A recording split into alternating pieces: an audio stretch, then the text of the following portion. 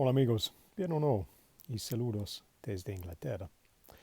Hoy yo quiero hablar poco más con esta idea de las tres preguntas que hablamos en los videos anteriores y para explicar esta idea con un poco más profundidad, yo escribo una composición hablando con este tema. Yo quiero leer esta con ustedes para compartir estas ideas y también, claro, ustedes pueden practicar su escuchando entendimiento, ¿no? Listo. So, hello again. Today I'm going to talk a bit more about this idea that I followed in the last couple of videos about 3 questions that you can use to really help you get into conversations and generally improve your communication without having to speak too much. I thought a way of helping you understand this a bit more would be to write kind of like an essay form to explain my thinking about this, because this way you get a sense of why I'm using this as a technique to help you with your communication, but also by writing in an essay form it helps me get my ideas a bit clearer, and then I can use this to read this back to you, and obviously then you can use this as a listening practice as well, so it's kind of 2 for 1. So I'm going to read you the whole thing. It's a couple of pages, but hopefully you'll find this a more in-depth explanation of why I think it's useful to approach these conversations more in the form of useful questions you can ask rather than memorizing lots of things to say. But let's read it, see what you think, have a listen, and if you get any questions on this, hay algunas preguntas después. Como siempre, escríbeme en los comentarios. Listo. Okay. The art of better questions. How 3 simple questions can unlock deeper conversations, better listening, and real human connection. There's a quiet confidence in a good question. Not a question that demands answers or puts people on the spot, but one that invites, includes, and opens the door for something real to happen. Now, many students worry about how much English they can speak. They focus on long answers, complicated grammar, or memorized phrases. But in many situations, especially in business or networking, the power isn't in what you say about yourself, it's in what you ask others. And this is where the art of better questions begins. Because a good question gives you control of the conversation without needing to dominate it. It shows interest, not ego.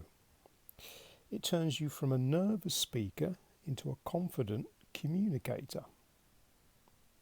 So that's why I'm focusing on these 3 simple tools: the why, what, how. Right, let's take an example. So you're at a networking event. You don't know anyone. You've introduced yourself briefly, and now there's silence. But instead of freezing up, you try this. Why did you choose this event today? Now this is an easy and open question. It allows the other person to speak about their reasons and gives you something real to respond to. What are you working on at the moment?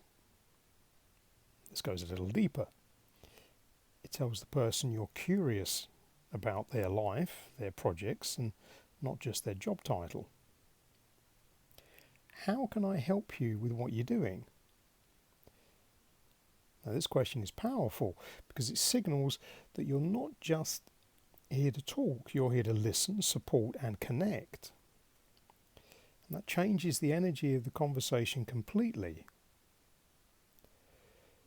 So with these 3 questions, they're simple, polite, and flexible.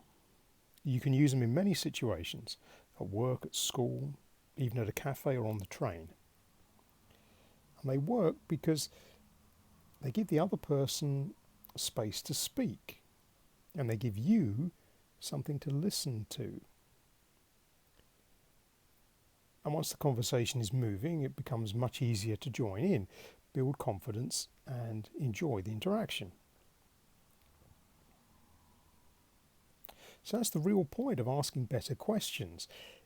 They don't just help you talk, they help you connect. They show the other person that you're thoughtful, professional, and interested in more than just small talk. And for us, as students of a language, that's a powerful message to send without needing to speak for 10 minutes. In fact, asking better questions often means speaking less but communicating more. You're no longer just hoping someone will understand your grammar. You're guiding the conversation in a direction that feels natural, thoughtful, and human. So next time you're preparing for a conversation, whether it's with a colleague, a client, or a stranger, try preparing your questions instead of your answers. Ask why they're there. Ask what they're working on. Ask how you can help. Now, you might be surprised how much you learn and how much more confident you feel. So there we go. I hope that gives you a bit more insight into why I'm suggesting we use this sort of 3-question technique to help improve our communication. But try it. In the coming days, I'm going to do some other videos to show useful questions you could use in different situations, to perhaps give you some more examples, more practical examples of how you can use this in real life. But generally, if you follow that rule in any situation you're in, think of asking these 3 questions: a why, a what, a how. See how the conversation develops. In many ways, it's a lot easier than memorizing a whole load of phrases or longer speeches, because it lets the other person speak and then you can respond to what they're saying to you. Anyway, I hope you find that one useful. Déjame saber, como siempre, en los comentarios. But for now, we'll say cheerio.